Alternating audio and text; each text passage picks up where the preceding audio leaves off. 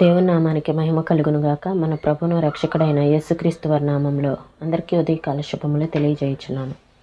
ఈరోజు దేవుని వాగ్దానము నిర్గమాకాండము 14వ అధ్యాయము 15వ వచనము. సాగిపోవుడని ఇశ్రాయేలీలతో చెప్పుము. ఇక్కడ ఇశ్రాయేలీలు ప్రజలు ఆరిన నేల మీద నడిచి వెళ్ళినట్లుగా మనం చూస్తాము. నీళ్లు ఎర్ర సముద్రం మధ్యలో ఇరుప్రక్కల ఒక గోడవలే నిలబడినప్పుడు మధ్యలో ఆరిన నేల మీద వారు నడిచి వెళ్ళినట్లుగా మనము చూడగలము.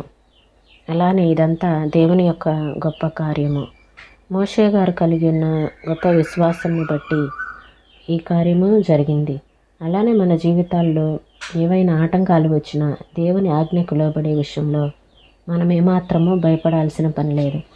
కలవరాలు కలిగినప్పటికీ దేవుని యందు పూర్తిగా మనము దేవునిలో నిలబడినట్లయితే ఆ కలవరాలు భయాలన్నిటిలో నుంచి మనం విడుదల పొందగలము. ఒకవేళ భయం కలిగినప్పటికీ ఆ భయము పూర్తిగా పోయే వరకు మనం ఎప్పుడైతే దేవుని సన్నిధిలో కనిపెడతామో అప్పుడు మనము ఆ భయములన్నిటిలో నుండి విడిపించగలము. అప్పుడు దేవుని ఆత్మ మనల్ని ముందుకి సాగిపోయేలా సహాయం చేస్తారు.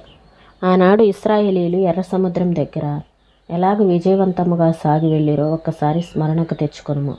తన పితరుల బాధలను తలంచి వాటి నుండి తప్పించుకొని పారిపోయి వచ్చిరి. స్త్రీలు మరణము కంటే మరింత వేదనకరమైన దాసత్వము నుండి దూరముగా వచ్చి వేసిరి. పురుషులు వారి వెంట మోషే మీద సణుగుచూ వచ్చి, అయితే ఆ ఒక్క దైవ సేవకుడు మోషే కలిగి ఉండిన విశ్వాసమును బట్టి ఎర్ర సముద్రము పాయలై దేవుని హస్తముల చేత ఇరు ప్రక్కల గోడవలే కట్టబడి ఉండినది.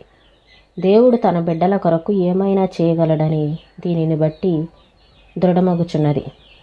ఆయన ఆజ్ఞకు లోబడి విషయంలో ఏమీయూ భయపడవద్దు. నీ అభివృద్ధిని ఆటంకపరచుటకు రౌద్రముతో వచ్చు జల ప్రవాహములకు భయపడకుము. వాటికి పైగా ప్రభువు నిరంతరము రాజుగానున్నాడు. ఒక గాలి తుఫాను ఆయన అంగీ అంచు చేయు శబ్దమే.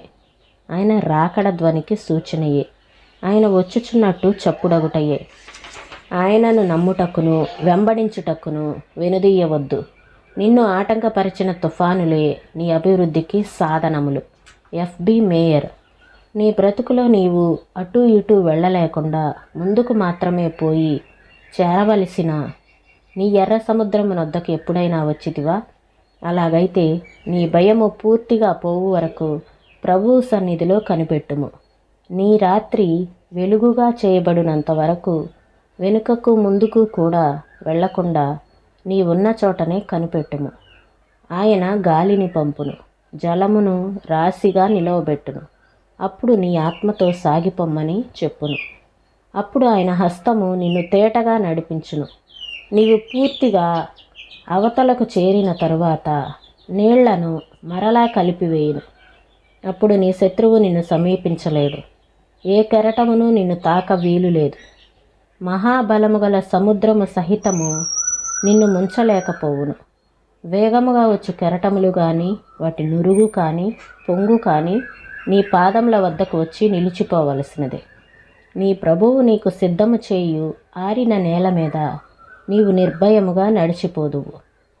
ఎత్తైన మేఘము క్రింద ప్రాతకాలమునే నీ ప్రభుని మాత్రమే తేటగా చూసి సముద్రము దగ్గర నుండి ఆయన నిన్ను నడిపించుట గుర్తింపగలవు.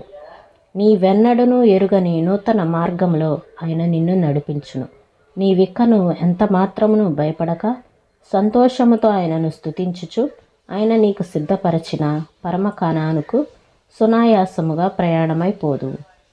ఏజే ప్లింట్.